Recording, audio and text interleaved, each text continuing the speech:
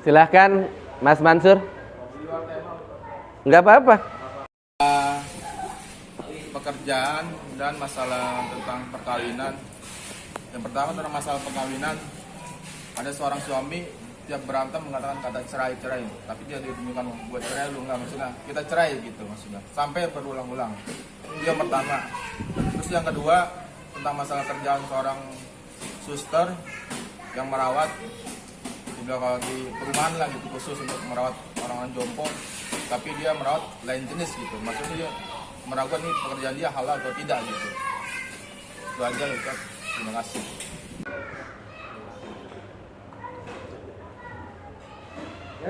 Ustaz Ade, silakan. Saya ulang pertanyaannya. Begini, Ustaz Ade. Soal kerjaan berkaitan dengan merawat lain jenis, bukan mahram. Kalau sesama mahram meskipun lain jenis enggak masalah. Ini yang dipertanyakan lain mahram, ghair mahram. Seorang perempuan jadi merawat seorang laki-laki yang sudah dewasa, bukan mahram. Karena dia profesinya seorang perawat, dituntut oleh kerjaannya. Nah, pertanyaannya secara syara bagaimana? Yang kedua, pertanyaan yang kedua atau yang pertama tadi ya? Seorang suami yang dituntut tolak sama istrinya, begitu?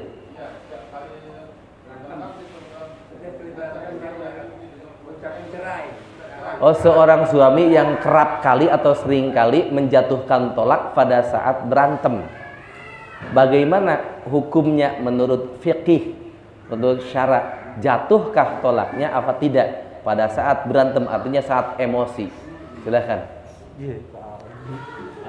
Baik, terima kasih pertanyaan Bapak Mansur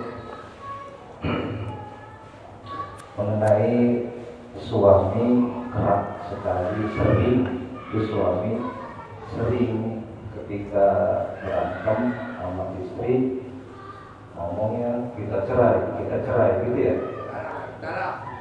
Gue talak lo gitu. Iya.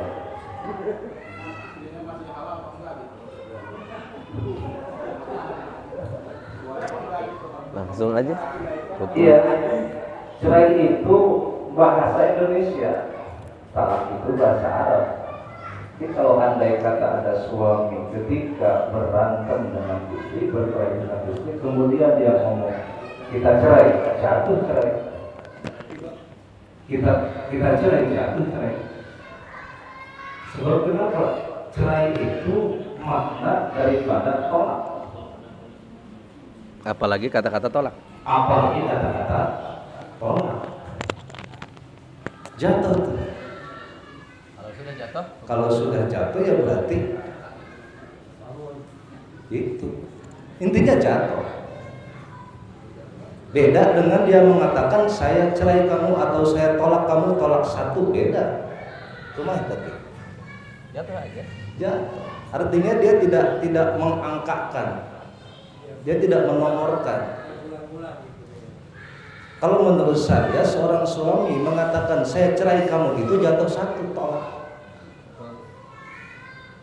Jatuh satu. Nah, berarti kalau dia kemudian sehari kemudian nyatu lagi, haram.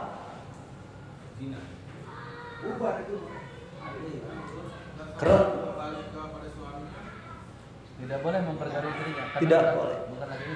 Bukan istri dia. Karena sudah jatuh kata cerai. Cerai itu adalah pengganti daripada kata tolak. Itu. Nah, kemudian itu poin pertama. Yang kedua, pertanyaan perawat kepada guru kita. Silakan.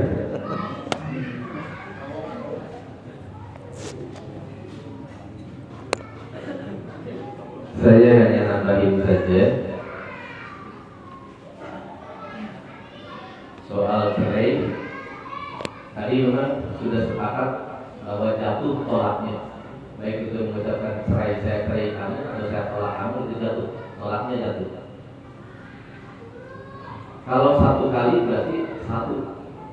Tapi tetap jika tidak rujuk, tidak ada kata-kata rujuk, itu tetap hukumnya sudah bukan suami istri, maka tidak boleh bergaul, hukumnya haram.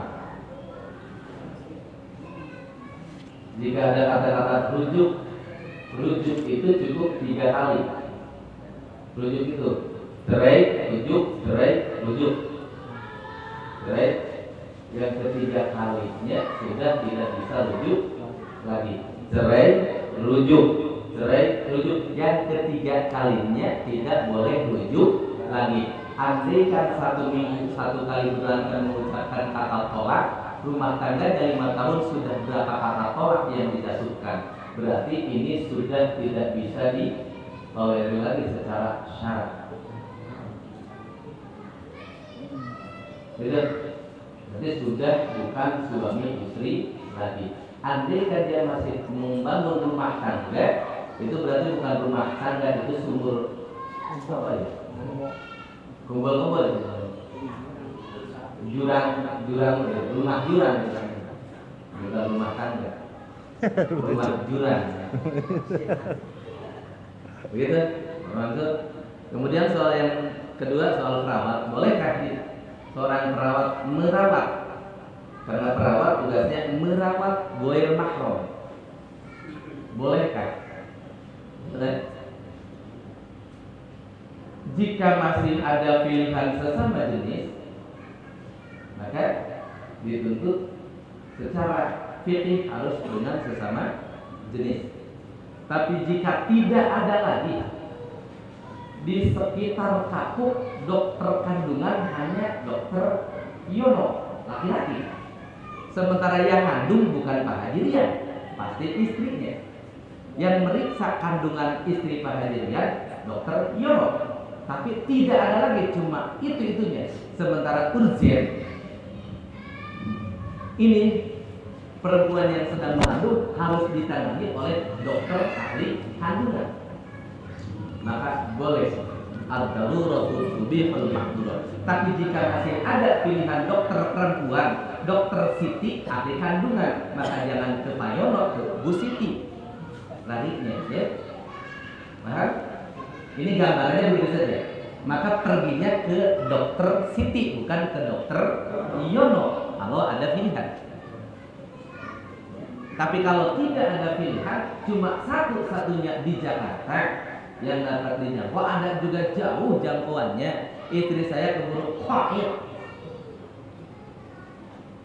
Tapi kalau banyak pilihan, sesama jenis, perempuan oleh perempuan, laki-laki oleh laki-laki. Ini bicara secara syarat. Adapun yang terjadi di lapangan sama-sama sudah kita ketahui Indonesia. Wallahu a'lam. Itu saja jawabannya. Ya sepanjang pertama tuh. Yang dimaksud boleh dan tidak boleh ini kan bicaranya secara syarat. Kalau boleh secara syarat berarti mubah, halal. Kalau tidak boleh secara syarat berarti hukumnya haram. Kan pertanyaannya pertanyaan syarat. Ketika saya mengucapkan tidak boleh berarti plus di dalamnya haram. Karena kita bukan membahas ciki boleh dimakan sama anak saya, enggak. Yang dibahas soal hukum syarat. Paham? Kalau kita membahas ciki boleh dimakan anak saya, tidak. Ini keluar daripada syarat. Kalau boleh dan tidak boleh bicara syarat adalah